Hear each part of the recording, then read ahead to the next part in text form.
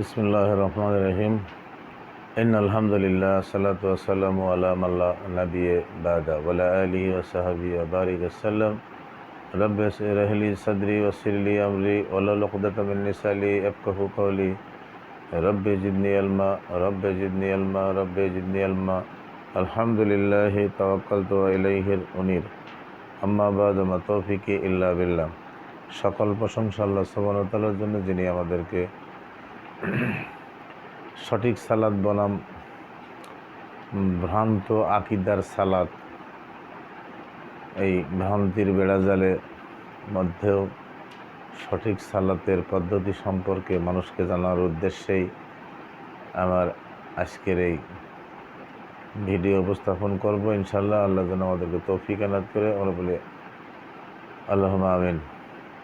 সকল প্রশংসা আল্লাহ সুবহানাহু ওয়া তাআলার জন্য, যিনি আমাদেরকে এই রাতের বেলায় ভিডিও করার তৌফিক এনায়েত করলেন। রব্বুল আলামিনের প্রতি আমরা আবারও শুকর আদায় করি, বলি আলহামদুলিল্লাহ। অগণিত দরুদ ও সালাম বর্ষিত হোক প্রিয় নবী, বিশ্ব নবী আকিয়ানমদার আহমদ মুস্তাফা সাল্লাল্লাহু আলাইহি সাল্লামের উপর। আমরা সমস্যারে বলি আল্লাহুম্মা সাল্লু আলাইহি আল্লাহুম্মা বারিক আলাইহি। আম্মা বাদ। সালাত এমনই একটা জিনিস, সর্বপ্রথম আল্লাহ পাক সালাতের হিসাব নেবে। সালাত যার সঠিক হবে, তার অন্য অন্য মঞ্জিলগুলাও হিসাব দিতে একটু সহজ হবে। তাই আমরা সঠিক পদ্ধতিতে রাসূল সাল্লাল্লাহু আলাইহি সাল্লামের তরিকা অনুযায়ী সালাত আদায় করব। তো তারই ধারাবাহিকতার পর্ব 3-এর মধ্যে আমরা সালাত সম্পর্কে কিছু জানব। ওমা তৌফিকি ইল্লা বিল্লাহ।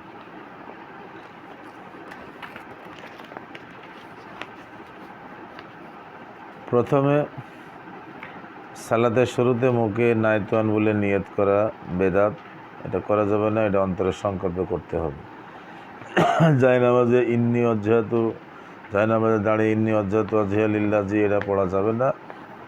তবে হাত বাঁধার তাকবীরে তাহরিমা দিয়ে হাত বাঁধার পরে আপনি সানা হিসাবে পড়তে পারবেন।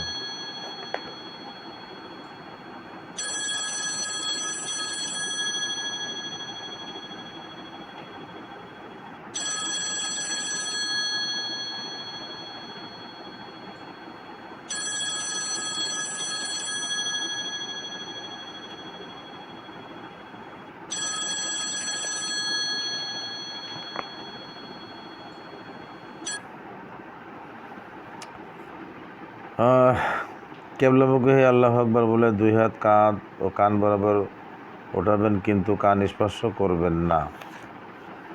কিন্তু হানাফি মাযহাবের কিছু কিতাবে বলা আছে হাত দিয়ে বৃদ্ধ আঙ্গুল দিয়ে কান স্পর্শ করতে হবে, এটা সহিহ নয়। আর কান স্পর্শ করবেন না এ ব্যাপারে বুখারী শরীফের 735 নম্বর হাদিস, মিশকাত শরীফের 793 নম্বর হাদিসে বলা হয়েছে। বাম হাতের উপর ডান হাত রেখে, এটা জেরা বলা হয়। জেরার উপর জেরা রেখে ইলা সদরিহি, বুকের উপরে রাখতে হবে।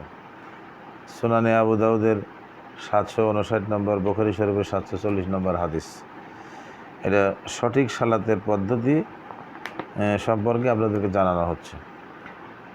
জামাতের সাথে সালাত আদায় করলে কাতারের মাঝে পরস্পর পায়ের সাথে পা, টাকনুর সাথে টাকনু এবং কাঁধের সাথে কাঁধ মিলিয়ে দাঁড়াবে। 2 জন মুসল্লির মাঝে ফাঁক রাখা সুন্নাত বিরোধী। বলা হয়েছে সুদ্দুল খালাল, ফাঁক বন্ধ করো। আমরা চেষ্টা করব ফাঁক বন্ধ করার জন্য। 725 নম্বর হাদিস, সহিহ বুখারী। মিশকাতে আসছে 1102।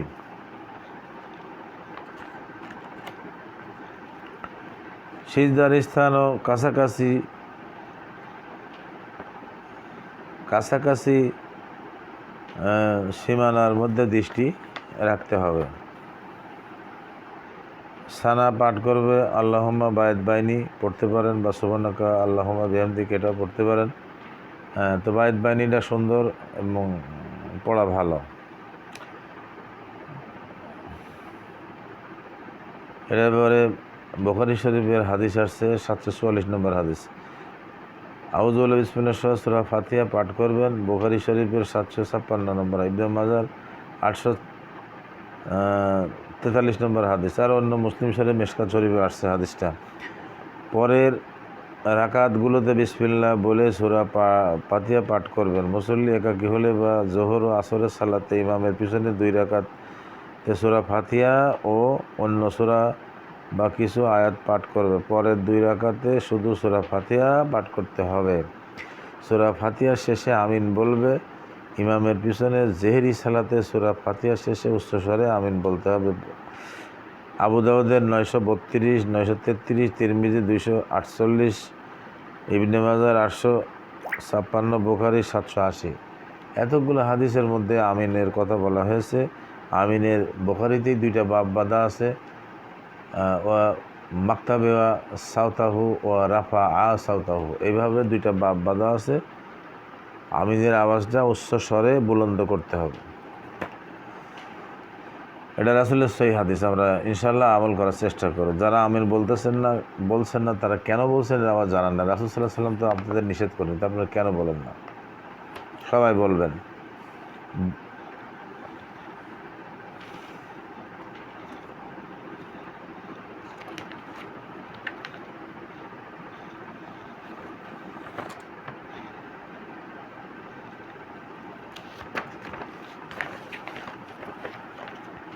কিরাত শেষে আল্লাহু আকবার বলে 2 হাত কান ও কাঁধ বরাবর উঠাবে, রফল আদান করবেন। এই রফল আদান অসংখ্য হাদিস আসছে, তার মধ্যে থেকে আমি আপনাদেরকে রুকুতে যাওয়ার সময় রফল আদান করেই রুকুতে যাবেন। 735, 739 নম্বর হাদিস। 2 হাত দ্বারা 2 হাঁটু শক্ত করে ধরে ভর দিয়ে পিঠ ও মাথা সোজা রাখবেন। হাঁটু সহ 2 পা সোজা রাখবেন, হাতের আঙ্গুলগুলো ফাঁকা রাখবেন।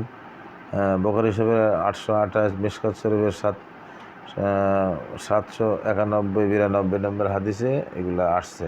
অথবা কমপক্ষে 3 বার সুবহান রাব্বিল আযীম পড়বেন। মিশকাতে 881 নম্বর হাদিস। রুকু হতে ওঠার সময় সামি আল্লাহু লিমান হামিদা বলবে। বুখারীর 795 নম্বর হাদিস। অথবা রুকু হতে উঠে সোজা হয়ে প্রশান্তির সাথে দাঁড়াবে এবং কাঁধ ও কান বরাবর 2 হাত উঠিয়ে আবার রফল আদান করবেন। বুখারীতে 735, 739 হাদিস। তারপর বলবে রব্বানা লাকাল হামদ। বুখারীর 733 নম্বর হাদিস। এবং রব্বানা লাকাল হামদ হামদান কাসীরান তাইয়িবান মুবারাকান ফি। মিশকাতের 877 নম্বর হাদিস। রাসূল সাল্লাল্লাহু আলাইহি সাল্লাম রুকু হতে উঠে এমনভাবে দাঁড়াতেন যেন মেরুদণ্ডের হাড় স্বস্থানে ফিরে আসতো। তা আমরা সেভাবে সুন্দর করে সোজা হয়ে দাঁড়াবো, মেরুদণ্ডের হাড়গুলি যাতে স্বস্থানে ফিরে যায়। রাসূল সাল্লাল্লাহু আলাইহি সাল্লামের এক রুকু থেকে মাথা উঠানোর 2 সিজদার মধ্যবর্তী সময় প্রায় সমান হতো। আমরা খুজুর সহিত নামাজ পড়ার চেষ্টা করব। তারপর আল্লাহু আকবার বলে প্রথম 2 হাত ও পরে 2 হাঁটু মাটিতে রেখে সিজদায় যাবে। মিশকাত শরীফের 899, আবু দাউদ 840 নম্বর হাদিস। হাত দুটি কিবলামুখী করে মাথা 2 পাশে, কাঁধ ও কান বরাবর হাতের আঙ্গুলগুলো মিলিয়ে রাখবে। বুলুগুল মারামের 297 নম্বর হাদিস। কোনোই উঁচু রাখবে, বগল ফাঁকা রাখবে। বুখারী শরীফের 807 নম্বর হাদিস। সিজদা লম্বা হবে, পিঠ সোজা থাকবে, যেন নিচ দিয়ে একটু বকরির বাচ্চা যাতায়াত করার মতো ফাঁকা থাকে। মিশকাতের 890 নম্বর হাদিস।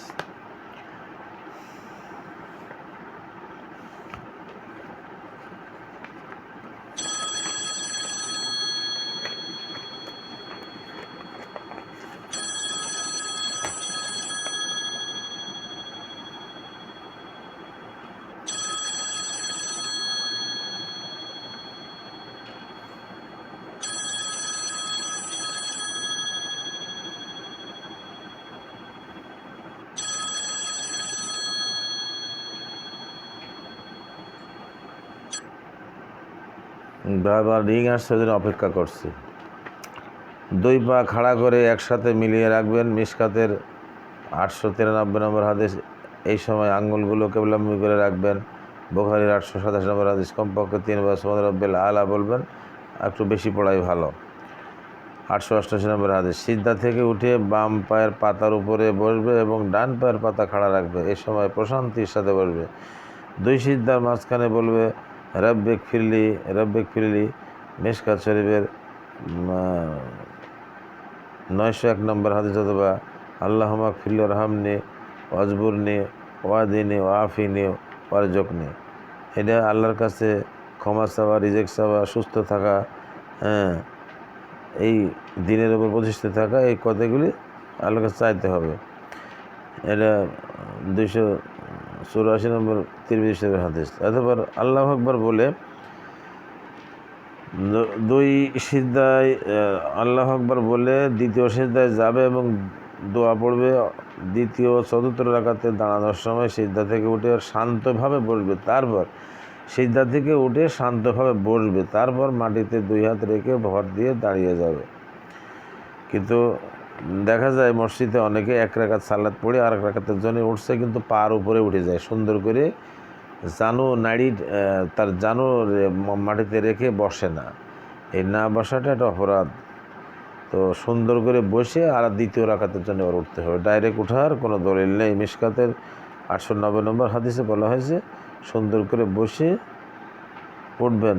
823 নম্বর হাদিস। হ্যাঁ,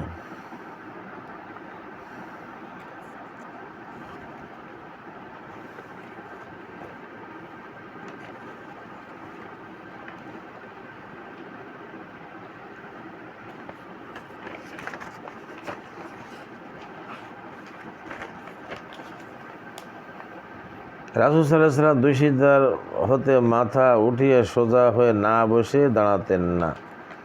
দ্বিতীয় সিজদাতে থেকে উঠে সুন্দর করে বসে, যদি চতুর্থ লাগে যাওয়া,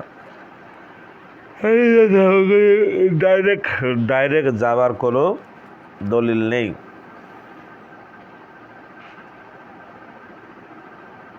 দ্বিতীয় রাকাত শেষ করার পর বৈঠকে বসতে হবে।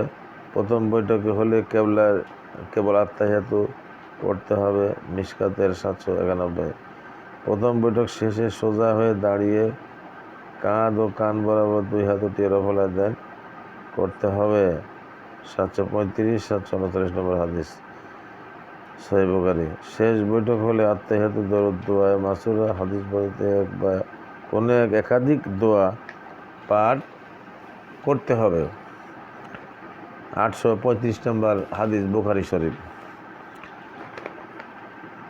প্রথম বৈঠকে বাম পায়ের পাতার উপরে বসতে হবে। শেষ বৈঠকে ডান পায়ের পাতা ডান পায়ের তলা দিয়ে বাম পায়ের অগ্রভাগ বের করে নিতম্বের উপর বসতে হবে এবং ডান পা খাড়া রেখে আঙ্গুলগুলো কিবলামুখী রাখতে হবে।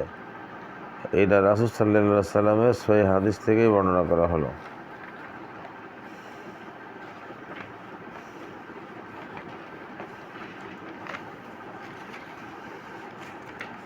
তো আমরা চেষ্টা করব রাসূল সাল্লাল্লাহু আলাইহি ওয়াসাল্লামের তরিকা অনুযায়ী সালাত আদায় করা। সালাতের মধ্যে ভুল ত্রুটি থাকলে আমরা হাদিস থেকে দেখে নেব ইনশাআল্লাহুল আজিজ। সালাম ফেরার পরে ইমাম সাহেব মুসল্লিদেরকে সাথে নিয়ে একসঙ্গে সম্মিলিত দোয়া করা কোনো বিধান ইসলামে নেই। দোয়া একাকী যার যার মতো করতে হবে।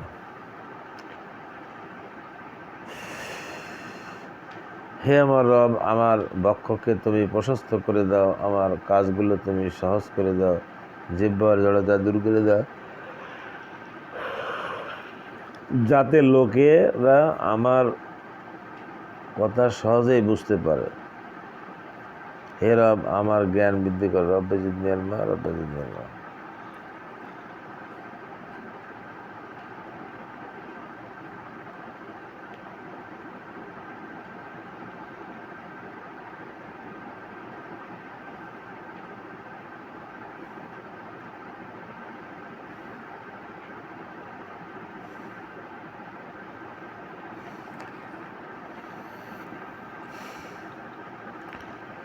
আল্লাহু আকবার। হে রব, আমার জ্ঞান বৃদ্ধি করে দাও। হে রব, আমাকে তুমি নিঃসন্তান অবস্থায় রেখো না, তুমি তো সর্বত্র মালিকানার অধিকারী। তাহলে এখানে কি বলা হচ্ছে যে রব্বুলা তাজারনি ফারদা ওয়া আনতা খায়রুল ওয়ারিসিন। হে রব, আমাকে তুমি নিঃসন্তান অবস্থায় রেখো না, তুমি তো সর্বোচ্চ মালিকানার অধিকারী। হে রব, শয়তানের কুমন্ত্রণাতে আমি তোমার নিকট আশ্রয় প্রার্থনা করছি, আমিও এর থেকে তোমার নিকট পানাহ চাই যে শয়তান যেন আমার ধারে কাছে ঘেঁষতে না পারে। তো আজকে সালাদ সম্পর্কে সংক্ষিপ্ত যে কথাগুলি রাখলাম, আপনারা চেষ্টা করবেন সালাতে কোনো বেদাত সৃষ্টি করবেন না। রাসূল সাল্লাল্লাহু আলাইহি সাল্লাম যেভাবে ঠোঁট জিহ্বার লড়াননি, সে রিয়া নফসিকা অন্তর দিয়ে, অন্তরের অন্তঃস্থল থেকেই নিয়ত হতে হবে। আর 2 রাকাত সালাত পড়তে হলে 1 রাকাত পড়ে সুন্দর করে রিল্যাক্সে বসে তারপরে উঠি সারি আবার 1 রাকাত পড়বেন। এটা রাসূল সাল্লাল্লাহু আলাইহি সাল্লামের শিষ্টাচার। আজকেও দেখলাম মসজিদে অনেকে গিয়ে বসে পড়ছে। না, বসা যাবে না, মসজিদে তাহিয়া আদায় না করেই বসা যাবে না। আপনি সেরকম টাইম মেটে আসবেন না, নামাজ পড়তে হলে টাইম থাকা লাগবে। তো হে আমার বাবা, আমার আযাব থেকে আমাদেরকে বাঁচিয়ে দিও। হে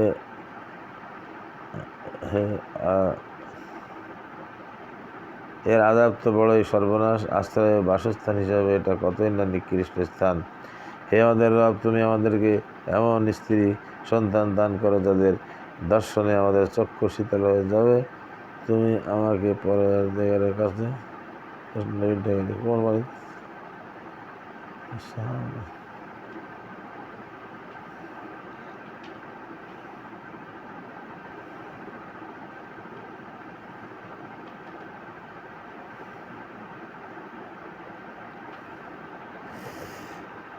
তো আজকে কলেবার বৃদ্ধি না করে সালাদ সম্পর্কে যেগুলো বলা হলো, আল্লাহ রাব্বুল আলামিন যেন সবাইকে সঠিক পদ্ধতিতে সালাত আদায় করার তৌফিক আদান করে। আমরা বলি আল্লাহুম্মা আমিন।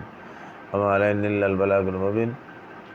আমার সংক্ষিপ্ত ভিডিও আমি এখানে শেষ করব। আপনারা যে ভিডিও দেখছেন সাবস্ক্রাইব করবেন, বেল আইকনে ক্লিক করবেন, শেয়ার কমেন্ট করবেন যাতে বেশি বেশি এই চ্যানেলটা দেখতে পান। আপনাকে আগামী নতুন ভিডিও পেতে সহজ হবে। সুবহানাকা আল্লাহুম্মা বিহামদিকা আশহাদু আল্লা ইলাহা ইল্লা আনতা আস্তাগফিরুকা ওয়া আতুবু ইলাইক।